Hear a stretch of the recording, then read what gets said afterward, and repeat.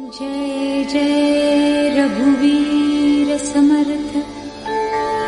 नमस्कार दादा आणि सर्व साधक हो. आज आपल्याकडे साहित्य कवी, संपादक आणि संत साहित्याचे अभ्यासक डॉक्टर देवीदास पोटे आलेले आहेत. मी आपल्या समुदायाच्या वतीने त्यांचे स्वागत करत आहे. गेल्या 28 वर्षापासून ते युगबोध आणि नंतर मुक्त आनंद धन घन या संत साहित्य विषयक दिवाळी विशेषकांचे संपादन करीत आहेत. संत साहित्य विषयक वारी, वैकल्याचे लेणे, चैतन्याचा ज्ञानदीप, कबीर चिंतन, अवघाची विठ्ठल, श्रीकृष्ण एक अभ्यास, संत तुकाराम आणि आदी पुस्तके प्रकाशित आहेत त्यांची.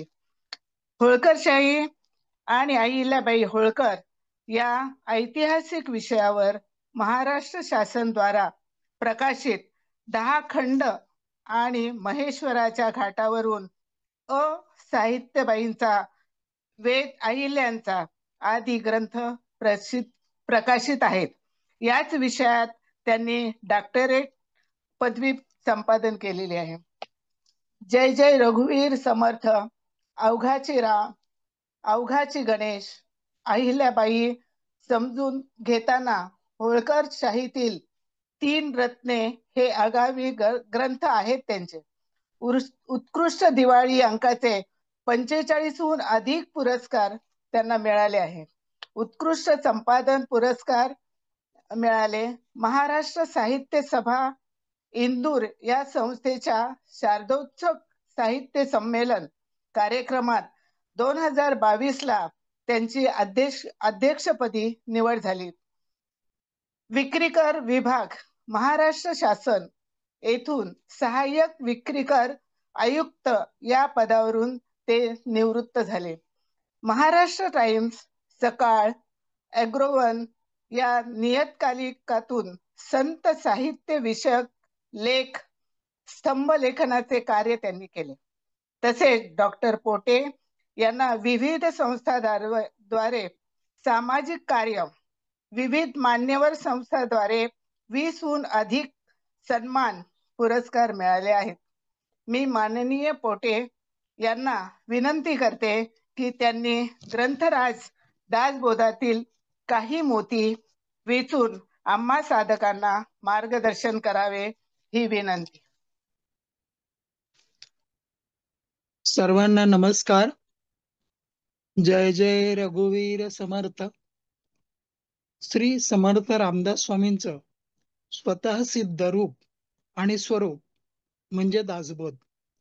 दासबोधाचं 16वं दशक आणि 9वा समास हा उपासना या विषयावर आहे. या विषयावरचं माझं चिंतन मी आपल्या समोर आज मांडत आहे. आत्मविस्मरणाने झोपलेल्यांना अस्मितेची फुंकर घालून जागे करण्याचं एकमात्र आणि सामर्थ्यशाली साधन म्हणजे उपासना. आपली भारतभूमी ही सुजलाम सुफलाम आणि सुवर्णमय आहे. इथं संपत्तीची आणि नैसर्गिक विविधतेची मनसोक्त उधळण झालेली आपल्या दृष्टीला पडते. दैवी सामर्थ्य शक्तीचा वरदहस्त लाभल्यामुळे सांस्कृतिक आदर्शाचं परमोच्च शिखर गाठलं गेलेलं आहे. या संपन्न भूमीवर अधिपत्य गाजवण्यासाठी अनेक परकीयांनी अनेक वेळा आक्रमण केली. मंदिरं, विद्यास्थानं, ग्रंथ इतकंच नव्हे तर सांस्कृतिक परंपरा नष्ट करण्याचा योजनाबद्ध आणि आटोकाट प्रयत्न केला. त्यांच्या प्रयत्नांना म्हणावे तितके यश आले नाही. याचे कारण या मातीचंच संस्कार, सहयोग, सजगता आणि समाधान यांचं बीज रोवलं गेलेलं आहे. येथील समाजाला आदर्श तत्वज्ञान व जीवनमानाचा वस्तुपाठ घालून देण्यासाठी अनेक संत महंतांनी आपल्या कार्याने, वास्तव्याने आणि अस्तित्वाने इथलं समाज जीवन पारमार्थिकतेकडे वळवण्यासाठी अथक अशा प्रकारचे परिश्रम केलेले आहेत. एवढं असूनही कालमानानुसार संपूर्ण विश्वातच मानवी जीवन अधोगतीच्या दिशेने जाताना दिसतंय. सध्याची आत्मविस्मृत व करुणास्पद परिस्थिती पाहिली की राष्ट्रप्रेमी, सुजाण व विचारशील व्यक्तींच्या मनात आपल्या पुनरुत्थानाचा विचार उत्पन्न होणे नैसर्गिकदृष्ट्या अतिशय योग्य आहे. या पुनरुत्थानाच्या प्रक्रियेत संत ज्ञानेश्वरांपासून समर्थ रामदासांपर्यंत अनेक संत महंतांनी उपासनेद्वारे मानवी मनाच्या परिवर्तनासाठी अखंड प्रयत्न केले आहेत. राष्ट्र पुनरुत्थानाचा विचार व्यक्तिसापेक्ष असला तरी शस्त्रसज्जता व औद्योगिक भरभराट यामुळेच केवळ व्यक्तिजीवन आनंदी, सुखी, समाधानी होते असं नसून त्यासाठी गीता, ज्ञानेश्वरी, दासबोध, गुरुचरित्र आदी प्रासादिक विचार परिप्लुत व ज्ञानसागरातील संदेशांचा आधार मिळणं अतिशय गरजेचं आहे. आधुनिक काळाचा विचार करून द्रष्टेपणाची अनुभूती देऊन समर्थ रामदासांनी 350 वर्षापूर्वी सांगितलेला मार्ग आणि शिकवणूक ही आज समाज जीवनाच्या सर्व पैलूंवर निश्चितपणे प्रकाश टाकणारी आहे. समर्थांचा विचार व उपासना यांचा मूलभूत पाया सनातन वैदिक धर्म हाच आहे. देव धर्म या बाबतीतील संपूर्ण विचार त्यांनी व्यक्तीच्या आणि राष्ट्र जीवनाच्या सापेक्षत्वातच केलेला आहे. त्यामुळे त्यांनी सुचवलेला उपासना मार्ग तर्क, श्रद्धा व निसर्ग नियमांना अनुसरून असणारा आहे. आता धर्म म्हणजे काय? मानवी नीतिमूल्याची जोपासना करणे यालाच आपण धर्म असं म्हणतो. प्रतिकूल परिस्थितीशी संघर्ष करीत जीवन सुसह्य व सफळ करण्यासाठी सबल, सशक्त जीव आवश्यक असतो आणि कित्येक जीवांना आपला विकास करायचा असतो. त्यासाठी स्वातंत्र्य अवलंबण्याचा मूलभूत हक्क आणि तो त्यांचा निसर्गदत्त धर्म आहे. हीच तत्व समर्थांच्या उपासनेचा मूलभूत पाया आहे. आता धर्माचं रहस्य प्रत्यक्ष आचरणामध्ये आणण्यात आलं. केवळ कालविनाशक किंवा शुष्क प्रचाराच्या अशा मतवादात नाही. तुम्ही चांगले व्हा आणि दुसऱ्याचेही चांगले करा, भले करा. संपूर्ण धर्माचं मर्म यातच साठवलेलं आहे. जो केवळ ईश्वर ईश्वर असे म्हणत राहतो किंवा परमेश्वराच्या खोट्या उपासनेत रत असल्याचे नाटक करून अनैतिक, समाजघातक, संस्कृती विनाशक कृत्य करत राहतो, तो खरा धार्मिक नव्हे. तर जो परमेश्वराच्या इच्छेनुसार कार्य करतो तोच खरा धार्मिक होय. ज्याच्यामुळे आध्यात्मिक, मानसिक अथवा शारीरिक दुर्बलता येईल अशा गोष्टींचा स्पर्शच नव्हे तर त्याचा विचार देखील करणे योग्य नाही. धर्म म्हणजे मनुष्यामध्ये स्वभावताच असलेल्या सामर्थ्याचा, चैतन्याचा उज्ज्वल असा आविष्कार होय. आपल्या या लहानशा शरीरात अनंत शक्ती साठवलेल्या आहेत.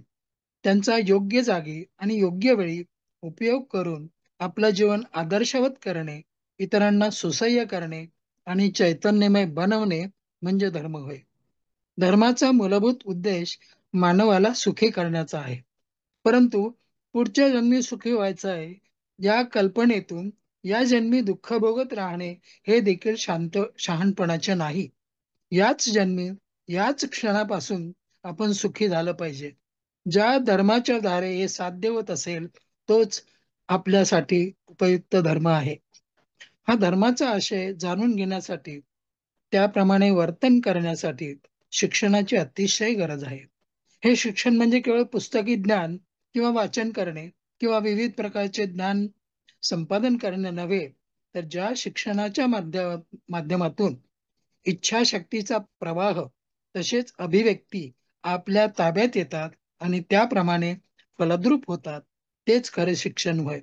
चारित्र्य घडवणारे, मानसिक बळ वाढवणारे, बुद्धी विशाल व सजग करणारे, चैतन्याचा दीप तेवत ठेवणारे आणि स्वावलंबी बनवणारे असे शिक्षण आपल्याला हवे आहे. हे शिक्षण कशातून मिळते याचा विचार करण्यापूर्वी कोणत्याही राष्ट्राला अथवा व्यक्तीला थोर होण्यासाठी पुढील 3 गोष्टींची अत्यंत आवश्यकता असते. नंबर 1, चांगुलपणाच्या शक्तीवर नितांत श्रद्धा असणे. 2, मच्छर आणि संशय वृत्तीचा अभाव असणे. आणि 3, जे चांगले आदर्श आहे ते बनण्याचा प्रयत्न करणे, याप्रमाणे चांगले कार्य करण्यासाठी प्रयत्नशील असणे. अशा प्रकारे एखादा धर्म आणि शिक्षण या संबंधातील प्राथमिक ओळख करून घेतल्यानंतर त्याच्या अनुभूतीसाठी आणि अनुभवासाठी आवश्यक असलेल्या साधनांचा आणि साधनेचा विचार करणे तितकंच महत्वाचं आहे. आता व्यक्ती, कुटुंब आणि राष्ट्र या सगळ्यांचाच एकाच वेळी विकास होण्यासाठी, त्यांच्या अभ्युदयासाठी श्री समर्थ रामदासांच्या शिकवणुकीनेच आपल्याला सामर्थ्य येऊ शकते. अन्यथा ते कदापिही शक्य नाही. समर्थांनी सांगितलेल्या मार्गाचा विचार करीत असता असं लक्षात येतं की त्यांची सारी शिकवणूक वेदांमधूनच घेतलेली आहे. या शिकवणुकीचा पुनरुच्चार भगवद्गीतेने तसेच ज्ञानेश्वरांनीही केलेला आढळतो. त्यांची शिकवणूक व उपासना याला मूलभूत पाया वैदिक धर्म हाच आहे. देव व धर्म या बाबतीतील सगळा विचार त्याने व्यक्ती व राष्ट्र जीवनाच्या संदर्भातच केलेला आहे. म्हणूनच त्यांचा उपासना मार्ग तर्क, श्रद्धा त्याचप्रमाणे निसर्ग नियमाला अनुसरण करणारा आहे. लाचारी आणि गुलामगिरीचा इतिहास आपल्यापुढे आहेच. वेदांमधील शिकवणुकीचा विसर पडल्यामुळे राष्ट्रावर प्रचंड मरगळ येऊन जीव आणि मालमत्तेची बेसुमार हानी आपल्याला सहन करावी लागली. देशात दुष्ट प्रवृत्ती वाढून असुरी प्रवृत्तीच्या परकीयांनी सत्तास्थाने काबीज केली. आपले रक्षण करण्यास परमेश्वरच अवतार घेऊन येईल आणि परचक्रापासून आपला बचाव करेल अशा भ्रामक कल्पनेने सारा समाज स्वस्थ बसला. श्री समर्थांनी माणसामधली, समाजामधली ही निष्क्रियता, कर्तव्यच्युतपणा, भ्याडपणाची प्रवृत्ती आणि टाळाटाळ बरोबर ओळखली आणि देवावर आपण सोपवलेले काम हे आपले स्वतःचे आहे, देवाच्या सहाय्यानेच फक्त ते पार पाडवायचे असेल तर त्यासाठी उपासना करून जनजागृती होणे हे फार महत्वाचे आहे. हे मर्म ओळखून त्यांनी आपल्या कामाची दिशा ठरवली. समर्थांची शिकवणूक अथवा उपासना हे त्यांच्या अभ्यासाचं, तपश्चर्येचं आणि अनुभवाचं एकत्रित असं सार आहे. श्रीमद दासबोध प्रपंच व परमार्थ यांचं सर्वांगीण विवेचन करताना सारा विश्वाला मार्गदर्शक आधारस्तंभ होतो. देह प्रपंच नेटका ठाकठीक करून मानवी जीवनाच्या नीतिमूल्याची जोपासना किंवा जपणूक करायची असेल तर या अमूल्य ग्रंथातील शिकवणूक श्रवणाद्वारे अंतःकरणावर ठसायला हवी. त्यामुळे विश्वाला सुखी समाधानी होता येईल एवढं सामर्थ्य या ग्रंथामध्ये आहे. कोणतंही कार्य अथवा उपासना करताना व्यक्तिपूजा न करता आपण दासानुदास आहोत या विचाराने केलेले कार्य नेहमी सिद्ध होते. भक्तीचेन योगे देव निश्चये पावती मानव या समर्थ वचनाप्रमाणे मूळ गाभा श्रवणच असावा. श्रवण करणे हे आपले काम असून त्या मोबदल्यात ईश्वराने काही द्यावी अशी इच्छा करणे चूक आहे. कारण ईश्वराने न मागताच आपल्याला सर्व काही दिलं आहे. ईश्वराने जन्म देताना कुठल्याही जाती धर्माचा शिक्का पाठीवर मारलेला नाही. परमार्थासाठी जाती, धर्म, लिंग, पंथ या सर्वांच्या कृत्रिम सीमा पार करून आपल्याला पुढे जावं लागतं. अगदी निरक्षराला देखील उपासनेचा लाभ घेऊन उन्नती करता येते. देव मस्तकी धरावा, अवघा हल्लोळ करावा हा संदेश देऊन समर्थांनी स्वाभिमानाचे स्फुल्लिंग चेतवले. रोजच्या जीवनातही हा संस्कार टिकून धरण्यासाठी एखादी संस्करण पद्धती, उपासना लोकांना यायला हवी म्हणून समर्थांनी गावोगावी वेशीवर हनुमानाची मंदिरं स्थापन केली. या हनुमानाच्या उपासनेमुळे बलोपासना होऊ लागली. शरीर बळ संपादनासाठी त्यांनी सूर्य नमस्काराची उपासना दिली. आता आजच्या काळाची गरज काय आहे? समर्थांच्या या उपासनेचे सूत्र पकडून आजच्या काळाचा विचार जर केला तर आजच्या तरुणांमध्ये आत्मविश्वास निर्माण करणं अतिशय गरजेचं आहे. या आत्मविश्वासाच्या जोरावर ते कोणत्याही प्रकारच्या संकटांना सामोरे जाऊ शकतील. संकटामुळे उद्भवलेल्या परिस्थितीच्या आहारी न जाता परिस्थितीवर मात करण्यासाठी, समर्थपणे तोंड देण्यासाठी त्यांची मानसिकता तयार करणे हे उपासनेचे ध्येय मानण्यात आलेले आहे. ज्याप्रमाणे निराधारांना भक्कम आधार देणे, त्यांच्यावरील संकटाच्या फेऱ्यातून त्यांना बाहेर काढणे व संकटांचा बिमोड करून त्यांच्या जीवनात चैतन्य निर्माण करणे, जीवन सफल करणे ही उद्दिष्टे यातून बाळगण्यात आलेली आहेत. देवाकडे सतत काहीतरी मागणं मागणाऱ्यांना सत्याची जाणीव करून देणे जरुरी आहे. कारण आपल्याला मनुष्य जन्म मिळाला आहे, यातच देवाने सर्व काही दिलेलं आहे. त्यामुळे दैववादाचं थोतांड निर्माण करून घाबरवण्यापेक्षा जे काही आहे ते प्रयत्नाने मिळवलं पाहिजे. त्यासाठी परिश्रम करण्याची मानसिकता जोपासणे अतिशय गरजेचे आहे. ही जाणीव उपासनेद्वारे तरुणांना करून देण्याची नितांत आवश्यकता आहे. उपासनेमुळे माणूस निरीक्षक बनतो. प्रत्येक गोष्टीकडे तो अतिशय चौकसपणे आणि विचारपूर्वक पाहतो. त्यातून नीतिमूल्यांची जोपासना होते. त्याची बुद्धी तल्लख बनते आणि प्रत्येक गोष्टीकडे पाहण्याचा त्याचा बुद्धिवादी दृष्टिकोन वाढीला लागतो. त्याला स्वतःच्या कर्तव्याची जाणीव होते. तो कर्तव्य तत्पर बनतो. कुटुंब, समाज आणि राष्ट्र याविषयी पार पाडण्याच्या कर्तव्याची, जबाबदारीची जाणीव होते. समर्थांनी सांगितलंय, पहिले ते हरिकथा निरूपण, दुसरे ते राजकारण, तिसरे ते सावधपण सर्वांविषयी. समर्थांची ही शिकवणूक अतिशय उपयुक्त आहे. उपासना ही काही ठराविक वेळेत उरकून टाकण्याची बाब नाही, तर ती एक जीवन साधना, जीवन पद्धती आणि जीवन कर्तव्यता आहे. जीवनाच्या प्रत्येक क्षणाला, प्रत्येक प्रसंगाला जागरूक सावध राहून विवेकाचा आश्रय करणे, कर्तव्य करणे हे तिचे सार आहे. म्हणूनच त्यांनी दासबोधाची रचना केली. हा ग्रंथ म्हणजे मानवी जीवनाच्या प्रत्येक पैलूचा सांगोपांग विचार करून त्यासंबंधी मार्गदर्शन करणारा एन्सायक्लोपीडिया आहे. त्यात काय नाही तर सगळे काही आहे. एका अर्थाने तो कर्तव्य कोश आहे. समाज मनाचा कानोसा घेऊन मार्गदर्शन करणारा मार्गदर्शक किंवा वाटाड्या आहे. मनुष्याकडे अज्ञान आहे. अंधर सुद्धा खरे पाहिल्यास अज्ञान होय. आजी नातवाला सांगते, रडू नको, गप्प राहा, नाहीतर तुला बुवा धरून नेईल. रात्रीचा बाहेर जाऊ नकोस, काळोखात झपटशील. देवाचा नवस फेड, नाहीतर देवाचा कोप होईल. घुबड व पाल चुकली तर अशुभ शकून आहे असे मानले जाते. हे अज्ञान जोपर्यंत दूर होत नाही तोपर्यंत पिढ्यानपिढ्या अंधश्रद्धा चालत राहतील.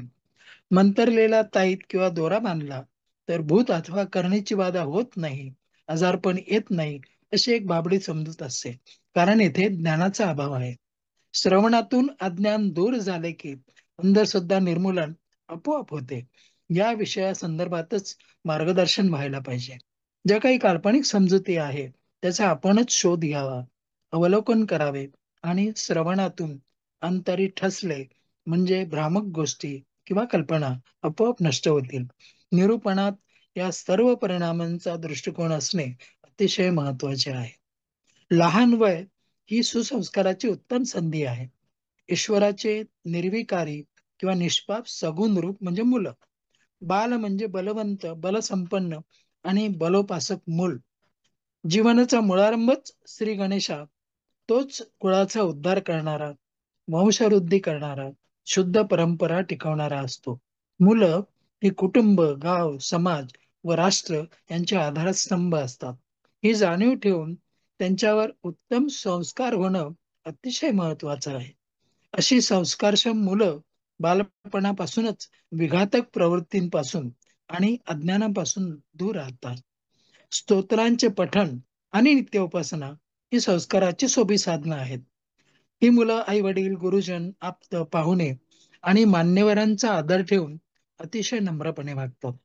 अशा प्रकारे जर ही बीजे जोपासली तर पुढे त्याचा महावृक्ष होतो आणि त्यावर उत्तम रसाळ गोमटी फळं येतात. त्याचा फायदा सर्व समाजाला, पर्यायाने आपल्या भारतभूमीला होतो. सर्वात जास्त अंधश्रद्धा व अज्ञान हे पिढ्यानपिढ्या राहिल्यामुळे आदिवासी समाजात सर्व अधिक आहे. तिथे उपासना कार्याचा विस्तार होणे महत्वाचं तितकंच कठीण काम आहे. कारण शहरी भागापासून त्यांचं वास्तव्य डोंगर कपारी अशा निर्गम ठिकाणी असते.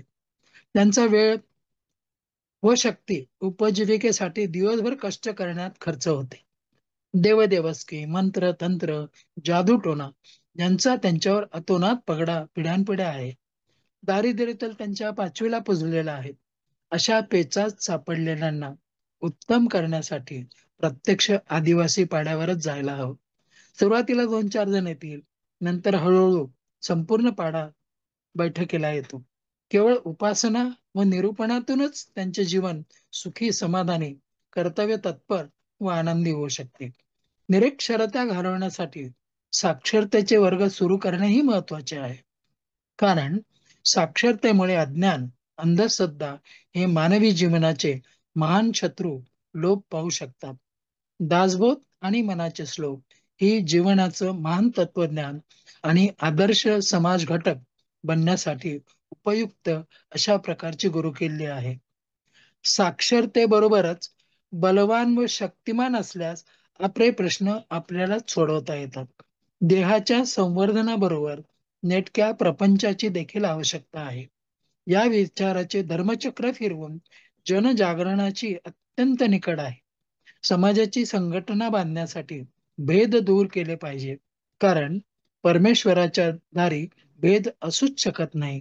भेटो कोणी एक नर, त्याचे राखावे अंतर, या नाव भजन, असे सगळ्यांना समजावून सांगितलं पाहिजे. पतित करावे पावन, शहाणे करावे जन, हा समर्थांचा संदेश आपण लक्षात घ्यायला हवा. समर्थांनी श्रीराम जय राम जय जय राम या 13 अक्षरी महामंत्राने लोकांच्या चित्ताचे संरक्षण केले. तर अभेद भक्ती, बहुजन मंत्री, धैर्य राम असे मागणं लोकांकडून देवाकडे मागून एक प्रकारची भावनिक एकात्मता त्यांनी साध्य केली. ही मूल्य ज्या समाजात स्थिरावते तो समाज सुसंघटित, एकसंध होतो व त्यांच्याकडून राष्ट्र कार्य करणे सोपे जाते. हे समर्थांचं सूत्र लक्षात घेऊनच उपासना व निरूपणाचा अधिकाधिक प्रचार व प्रसार करताना समर्थ वाङ्मय व विचार नजरेआड करून आपल्याला चालणार नाही. उपासनेच्या द्वारे समाजातील आत्मविस्मृतीने झोपलेल्यांना अस्मितेची फुंकर घालून जागे करता येते. जे जागे होतील त्यांना धर्माच्या आधारावर उभे करून कर्तव्याच्या पायावर सामर्थ्यशाली बनवतानाच उपासनेच्या मार्गाने ते चालू शकतील असं आपण बघायला हवं. समर्थांनी जो इतिहास घडवला तो आजही 21व्या शतकात पुन्हा एकदा पुनरपी घडू शकतो. कारण उपासने इतके सामर्थ्य कशातच नाही. त्या सामर्थ्याचा प्रेरणास्रोत आहे श्रीमद दासबोध आणि मनाचे श्लोक. यातलं अगाध अशा प्रकारचं ज्ञान होय. त्यासाठी समर्थांनी सांगितलेला विचार अतिशय मौलिक आहे. ते म्हणतात, मनाची शते ऐकता दोष जाती, मतिमंद साधना योग्य होती. चढे ज्ञान वैराग्य सामर्थ्य अंगी, म्हणे दास विश्वासता मुक्ती देशी. आज ज्ञानार्जनासाठी सर्व राष्ट्रामधील सर्व थरातील माणसांची सतत धडपड चाललेली आहे. हे कौतुकास्पद आहे. ज्ञान 2 प्रकारचं आहे. पहिलं म्हणजे ऐहिक ज्ञान, सौख्य मिळवून देणारे, हे विविध विद्या, कला, ज्ञान. तर दुसरं आध्यात्मिक उन्नती व सुख समाधान देणारं, शांती देणारं ज्ञान होय. पण होतं काय, माणूस ऐहिक सुख देणाऱ्या ज्ञानप्राप्तीकडे जास्त लक्ष देऊ लागतो आणि स्वतःच्या कल्याणाचं जे आध्यात्मिक ज्ञान आहे त्याकडे दुर्लक्ष होऊ लागते. आणि आपण मग स्वास्थ्य, समाधान, विश्रांती घालवण्याच्या मार्गावर येऊन आपण थांबलोय असं आपल्याला वाटतं. श्रीमद दासबोधात समर्थांनी स्पष्ट इशारा दिला आहे की नाना रत्नांची परीक्षा, नाना शास्त्राची परीक्षा, नाना धातू रसायने, शास्त्रे, वस्त्रे यांची परीक्षा असणे हे मनुष्याचे कल्याण करण्यासाठी पुरेसं नाही. समर्थांनी श्रीमद दासबोध लिहिला कारण रंजलेले, गांजलेले, हवालदिल झालेले, आत्मविश्वास गमावलेले, अज्ञानात गुरफटलेले स्त्री पुरुष यांची सुटका व्हावी, त्यांच्या नीतिमूल्याची जपणूक होऊन संपूर्ण विश्वाचे कल्याण व्हावे, अशीच शिकवण या महान ग्रंथामध्ये आहे. समर्थांचा मौलिक संदेश काय आहे? आज आत्महत्येचे प्रमाण वाढत आहे. असंख्य लोक निराशेने ग्रासलेले आहेत. बलात्कार, अत्याचारांचे प्रमाण वाढते आहे. हे असेच होत राहिले तर ऐहिक सुख उपभोगाच्या स्थितीत एक दिवस आपण नसू. मात्र विश्वबंधुत्व, ऐक्य, धैर्य प्राप्त होऊन अवघं विश्व मंगलमय होण्यासाठी आध्यात्मिक ज्ञानाची अतिशय गरज आहे आणि ते ज्ञान उपासनेद्वारे मिळू शकते.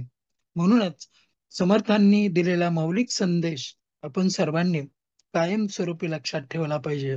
ते म्हणतात, उपासनेला दृढ चालवावे, हृदय वसंताशी सदा नमावे, सत्कर्म योगे वय घालवावे, सर्वामुखी मंगल बोलवावे, सर्वामुखी मंगल बोलवावे. जय जय रघुवीर समर्थ.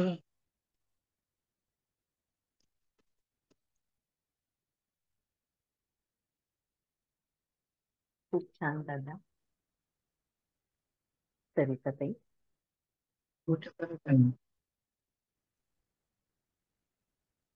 नमस्कार. आपलं विवेचन इतकं सुंदर झालं आणि सगळ्यात महत्वाचं सांगायचं असं आहे की इतकी व्यासंगी व्यक्ती, इतके सगळ्या याच्यामध्ये कार्य केलेली व्यक्ती, अनुभवी आपल्याला आज लाभली, हे आपलं महत् भाग्य आहे.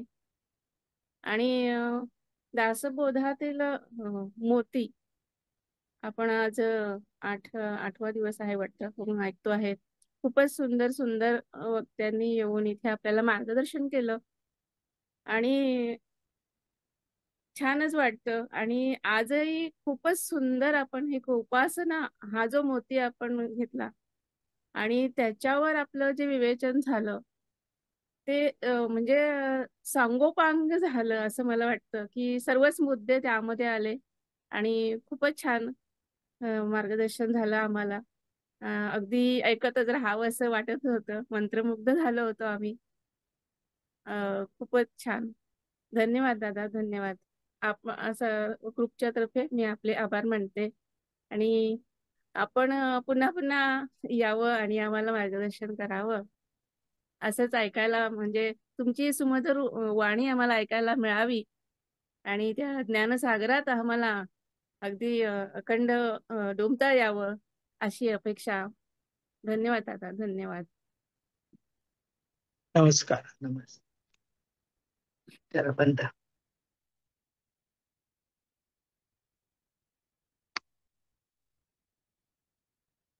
प्राचीताई बोला.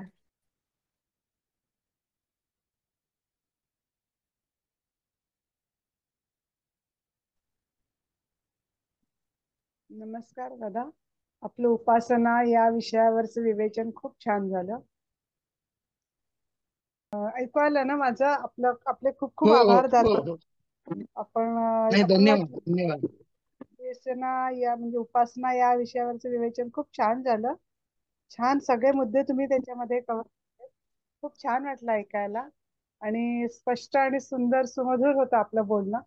खूप छान. धन्यवाद, धन्यवाद दादा. नमस्कार. धन्यवाद. नमस्कार.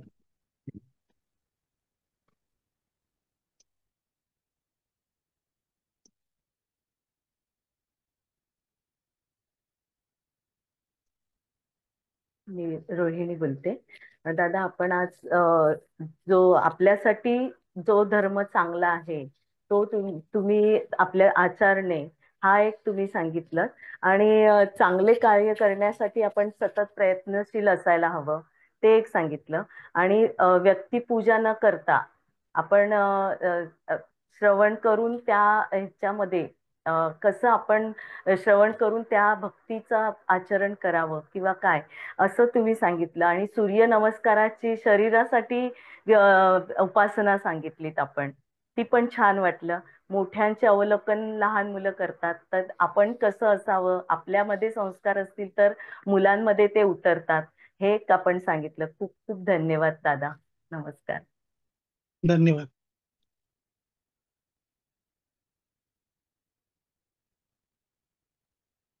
श्रद्धाताई. नमस्कार. नमस्कार दादा. नमस्कार. नमस्कार. आजचं आपलं निरूपण खूपच छान होतं उपासना ह्या विषयावर. तर तुम्ही जे सांगितलं की देवाकडे काही मागण्यापेक्षा जो मनुष्य जन्म आपल्याला दिलेला आहे देवाने तोच खूप उत्तम आहे आपल्यासाठी. आणि त्याचा आपण कसं आता हे करायचं, तर अंधश्रद्धा निर्मूलनासाठी आपण प्रयत्न करू शकतो. श्रवण मार्गातून आपण हे करू शकतो, हे अंधश्रद्धा निर्मूलन. तसंच आदिवासी पाड्यामध्ये आपण उपासना आणि निरूपण हे करून त्यांच्यातली अंधश्रद्धा आपण दूर करू शकतो. ह्या गोष्टी तुम्ही आम्हाला आपल्या निरूपणामधून आमच्यापर्यंत पोहोचवल्या, त्याबद्दल खूप खूप धन्यवाद. दादा, तुम्ही परत या आणि असंच आम्हाला मार्गदर्शन करा, अशी आम्ही आपल्याला विनंती करतो. धन्यवाद. वृषाली ताई बोला. नमस्कार, आत्मवंदन. नमस्कार. पोटे काका, नमस्कार. नमस्कार पोटे काका. नमस्कार. पोटे नमस्कार ताई. नमस्कार. नमस्कार. नमस्कार. खूप वर्षांनी बघितलं तुम्हाला. नमस्कार. तुमच्याबद्दल बोलते. यांची ओळख म्हणजे मला वामनराव देशपांडे बाबांकडे झाली प्रथम, आणि त्यांचे सगळे दिवाळी अंक माझ्याकडे आहेत. प्रत्येक वर्षी ते मला भेट देतात, एक एक दिवाळी अंक. खूप दिवाळी अंकांची त्यांनी मला अनमोल भेट दिली आणि बाबांकडे दरवर्षी आमची भेट व्हायची. आज तुम्हाला बघून खूप आनंद झाला. तुम्ही छान दासबोधावर निरूपण केलं. खूपच सुंदर, बरं वाटलं. खूप वर्षाने तुमचं दर्शन झालं आज. मला याचा खूप आनंद झाला. धन्यवाद. धन्यवाद. मलाही बरं वाटलं. खूप बरं वाटलं. छान सांगितलं तुम्ही. सुंदर दासबोधातले काही मुद्दे तुम्ही खूप छान घेतले, छान निरूपण केलं. धन्यवाद. नमस्कार दादा. धन्यवाद आणि आपलं स्वागत. मी क्षमा मागते, प्रवासात असल्यामुळे मला नीट आपल्याशी संवाद साधता आला नाही, पण आपलं निरूपण अतिशय उत्कृष्ट होतं. आणि वृषालीचाच मुद्दा मला खरं तर सांगायचा होता, पण त्यांनी तो घेतला. मी सगळ्यांना विनंती करते की दादानी जे दिवाळी अंक काढले आहेत ते जरूर वाचा. इतकी सुंदर आणि सगळी माहिती आपल्याला एकेका अंकात मिळेल.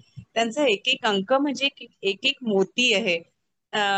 दादा, आपले अनेक अंक माझ्याही जवळ आहेत, आपण भेट दिलेले, आणि काही वामन काकांकडून मिळाले. आपली लवकरच भेट व्हावी अशी विनंती, आणि भेटू आपण. जरूर या. हो हो, अगदी अवश्य भेटू. हो, धन्यवाद.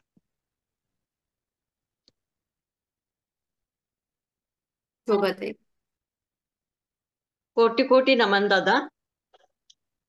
व्यक्ती कुटुंब राष्ट्र यांचं एकत्र प्रगती होण्यासाठी ही शिकवणूक म्हणजे वेदातून, गीतेतून, ज्ञानेश्वरीतून, आणि म्हणजे त्याचं सार दासबोधामध्ये आलेलं आहे असं आपण सांगितलं. हा खूप छान मुद्दा आवडला दादा. आपण पुन्हा पुन्हा यावे आणि आम्हाला मार्गदर्शन करावे. धन्यवाद.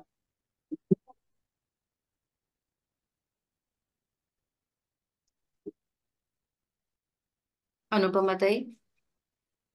सर, नमस्कार करते. अप्रतिम बोललात. आपलं मार्गदर्शन खूप सुंदर होतं. त्यामध्ये संस्कार होणं किती महत्वाचे आहेत आणि याचा फायदा आपल्या सर्वांना आणि सगळ्यांनाच, म्हणजे आपल्या देशाला सुद्धा, घराला तर होतोच, सर्वांना फायदा होतो. नंतर समाजाच्या संघटनेसाठी जे काही भेद आहेत ते दूर करा. आणि समर्थाने काय मागितलंय रामाकडे, म्हणजे अभेद भक्ती, बहुजन मैत्री, ते सगळं आपण सांगितलं. त्यानंतर यांचा मौलिक संदेश जो होता तो आपण आमच्यापर्यंत पोहोचवला. विश्व बंधुत्व, ऐक्य आणि अशा अनेक गोष्टी ज्या मी 2-3 मिनिटात नाही वर्णन करू शकत सर, ते आमच्या साधकांपर्यंत, आमच्या हृदयापर्यंत पोहोचलं. खूप खूप धन्यवाद. यावे, सदा यावे. नमस्कार ताई. सर, धन्यवाद.